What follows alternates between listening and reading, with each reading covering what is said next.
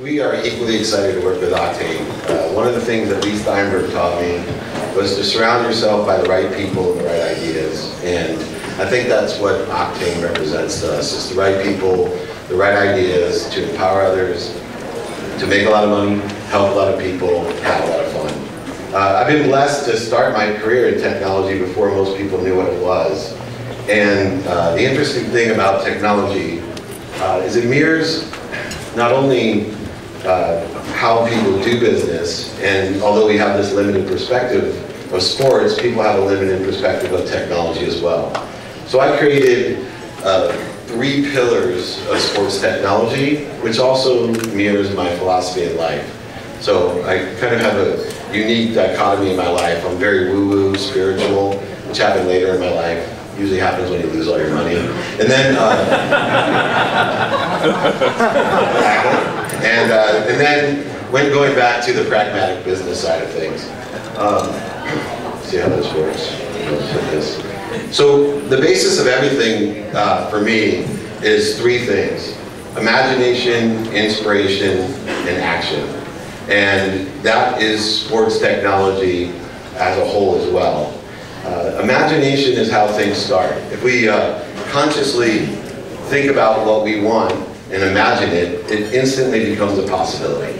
And that's mathematically proven, not only in the woo-woo spiritual side of things, but it's actually mathematically and technologically proven. If we think about what we want, it instantly becomes a possibility. And then what happens is, if you learn how to think about things in the right way, which is why I surround myself with so many great athletes, like the guys here today, that know how to visualize exactly what they want, how they want to perform, how they want to execute, you actually can accelerate the inspiration. And what happens when we're inspired is you're actually touching what I call goodness or God, Buddha, Jesus, Muhammad, Joseph Smith. Doesn't matter what you call it. In my books, I call it the 12th man, because I write sports books. That 12th man, when we touch goodness or the 12th man and become inspired, our possibility now becomes a probability. Now that's where these woo-woo spiritual people fall down, though, is, you know, I grew up with a lot of them around me here in California, and my wife was one of them, and she used to tell me I don't know what I don't know and how smart she was. But the problem that I find, she's out of town. She was here today, the speech would be completely different. Anyway, she was right, though. The problem with most spiritual people, and they know how to harness the fields of potentiality and ideas, is that they think that they vibrate at that utopian speed, and that they can sit there and the publisher's clearinghouse check will come to the door, the Ferrari will drive itself up, the Hall of Fame will just come to you. Well, anyone that's in the real world where this vibration exists, is we know that we need discipline, strategy, and understanding to take that probability of inspiration and make it your perspective or your reality. And that's the basis of sports technology. How can that be? Simply, our imagination, this possibility, is the content. You know, I was saying there's a million great ideas out there. There's billions of great ideas out there. But who knows how to monetize it? Right? We're wasting this if we don't have these great ideas come to reality or perspective. And so the business of content in sports is huge. Why? Because it's the only real last bastion of reality TV. Everything else can be taped, right? Because we have a ubiquitous world. And my background in this, just so you know, is after I left West, not only was a director of Accenture's biggest startup in the wireless proxy service space, but I became CEO of the world's first convergence device, Samsung's first smartphone. And I broke down, back in the 90s, everything into 3 areas: content, access, and a medium, or hardware. And there are 3 different businesses. Content itself are these ideas. And you know, I think it's interesting because we get confused on how hard it is to monetize ideas. The good part about creating a content business is when you come up with a great idea, it lasts forever. I'll give you a couple examples. Einstein's idea. Even though he's ostracized for 10 years after he created the theory of relativity, as soon as everybody vibrated and was smart enough and realized what he was talking about, he is now the icon for genius. Even though he went bankrupt, lost his family, and people thought he was an idiot. He's now the icon for us for genius. Walt Disney, same thing, bankrupt, You know, I couldn't imagine coming back from my wife when I went bankrupt and saying, don't worry, I'm going to create a kingdom about a mouse. Everything will be fine. But honestly, and the interesting thing is throughout all the years, and over 60 years now that we've seen Mickey Mouse, he's been seen by a variety of different access and also on different mediums. In fact, if you go on YouTube today, don't be surprised that the Mickey Mouse Club is one of the most viewed videos on YouTube, over 120 million views for individual episodes of the Mickey Mouse Club.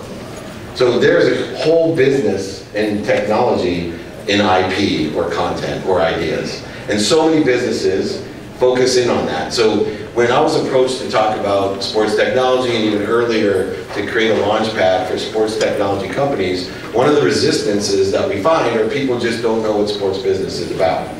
They think it's about being Jerry Maguire, or playing for the Raiders and going to the Hall of Fame, or being the GM of the Yankees, or working for a team, league, or organization. But it's a multi-billion-dollar industry. It's easier to get a job in sports, believe it or not, than to become a teacher. It's just that you need to change the way you look at things. So one of the first examples that I have is our title sponsor, which was questioned that I had maybe lost my mind asking Al to be the title sponsor from Heritage Financial, is I don't want Al selling financial products, annuities and all of these different things to everyone. How is this a sports company? Well, because what Al's done is taken his knowledge, his content of what he knows about financial planning, and specifically aligned it to the world of sports. The world of sports is completely different than most other worlds economically, especially for athletes. Their careers are so short, the amount of money that they make so quickly. So we need to have technologies, we need to have content, access, and different products or mediums for those people. And most companies are involved in all three of those, but they focus in on one. And the most important for Al's business isn't the access that you have through whatever companies they sell their products in, or the actual product itself. It's actually the idea that has the value. The next example is the company that will be presenting today, Stitch. It's an extremely disruptive technology that will change the way content is viewed, accessed, and monetized. It's an unbelievable idea that is as disruptive as voice recognition 20 years ago, except this evolution and inception will happen a lot faster. But it started with a great idea, and it will allow people to access what they love, which is to view and interact with sports in a much different way. And most importantly, as a business, why it will thrive is because you can monetize it in a completely different way. Finally, the third example is another one, which is a company that went through the launch pad. It was one of our first companies, One Up Golf. They've come up with a creative idea to rejuvenate golf. As we all know, bowling was dead until Lucky Strike added drinks and food to it, as well as car racing and a variety of other things. So these guys were genius enough to come up with an interactive way, an idea, and access to let everyone enjoy golf and have drinks and food with it as well, in a corporate setting, taking top golf to the next level. And I'm really proud to say that's a funded company, both their first location in Idaho and here in Southern California. We have funding for their San Marcos project, which will be across from Fry's, and it's a $20 million deal. So Launchpad works in reality as well. There's a variety of other companies, and they fall within all these different categories. But what my main purpose of the presentation today is to understand the business of how content, access, and these mediums work. So there's a variety of companies, and for example, why would we have a law firm up here? Right? What would a law firm have to do with sports? There's so, Matt Steinberg's here. His dad's probably the greatest sports lawyer I've ever met. But he deals strictly in content. He's strictly ideas on how to maximize the salary cap, the collective bargaining agreement, all of these great things. And then there's companies listed up there, like Sports TradeX, that we'll talk today as well, that gives access to sports in a different way. They monetize it by creating athletes and leagues and teams and fantasy as an actual equity.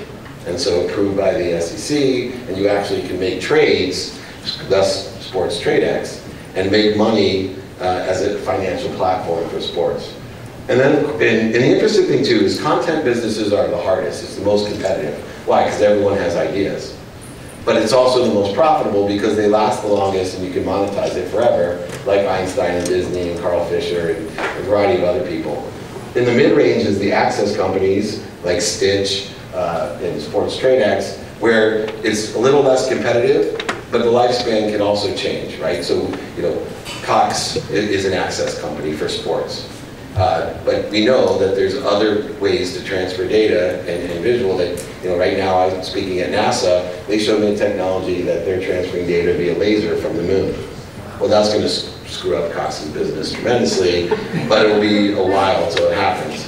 And then finally, the hardest business, which I look for Samsung, is that medium business, right? If we're selling phones, iPads, TVs, hardware or medium, even a stadium, you know, it's funny because you say I negotiated $2 billion in deals. You know, that was great a decade ago, but you know, that's one stadium deal now, maybe half of one. But anytime, we work a lot with these stadium deals, by the time that stadium's built, all of the content and the access will really be outdated. That's the problem with mediums, is that these ideas vibrate so fast that it outperforms the hardware or the medium that we can view or access the content from. And so to understand all that, it helps us choose what businesses to fund, what businesses to start, what businesses to create and to move. And so as you get into absorbent designs, for example, you can see that it's hyper competitive, but worse, the life of the product, constantly you're competing against yourself. Right? The biggest competitor Apple has right now is the Apple 6, the iPhone 6. That's their biggest competitor. And it's a tough business. The good news is they make the most money. Right? Because this is a world economy. If we hit hardware right or mediums right, it's a lot of money to sell to billions of people. When everybody has to have, that's why people will sleep out in line to buy your crap. That's the mediums business. And then someday you can't give it away. Right? Someday you will not be able to give away your iPhone. In fact, if anyone wants an iPhone 4, I have 4 kids, plenty of them just come by. Right? It's really, sports technology is an interesting business. And so the two messages that I have today before I introduce Stitch, and the real reason you should thank all these sponsors besides buying all the booze and food is that it cut down everyone's speeches because we had so many of them. So instead of listening to me for 45 minutes, it's like 18, so it's beautiful. So thank you, everyone. The two lessons here is one, that change the way you look at sports technology. You know, it's not just the hyper-ices of the world. It's not just a knee brace or an app. It is so much more. It's a multi-billion-dollar industry. And when you encourage yourself or others, your children, to get involved in sports technology, which I highly suggest you do, change the way they look at it. Realize that Scott's Lawn Care is a great place to have a sports job. You know, and I usually use that in my analogy when people would come up to me when I worked for Leigh and say, "You have the best job in the world." And I looked around and I said, "You know, I'd probably rather be the head of sports marketing at Scott's Lawn Care." You know, I deal with athletes, no offense, Mike. I deal with athletes all the time, and no matter just like a typical lawyer, how well I do for them, they always want more, and they're relying on babysitting, and all of these different things. Where the guy from Scott's Lawn Care, he gets a multi-million-dollar budget to hire Mike Haynes. So Mike obviously loves him, and all the other guys, and then they put on these big parties at huge sporting events, and sure seemed like a lot of better way to make a lot of money, help a lot of people, and have a lot of fun. So the first thing is change the way you look at this business, and realize that we are really blessed to be in Orange County, and there's a lot of opportunity in all types of businesses in sports technology. And then two, when you look at it differently, try to categorize it in 3 areas. Is this an idea company? Is this an imagination? Is this a possibility company? Is it a content company, that first column? Or is this an inspiration company, this access company with less odds, probable, having a shorter lifespan than the content, and giving access to information? Or is it just a hardware company, a presentation, a stadium, an arena, a phone, computer, right? is it on the medium side of things? And understand the lifespan, the longevity, the monetization that's capable by that, and make a prudent business decision and an emotional decision on what you love, and you'll find that you can monetize any idea and maximize that monetization. So thank you very much. I really appreciate it, and hopefully you learned something briefly about sports technology.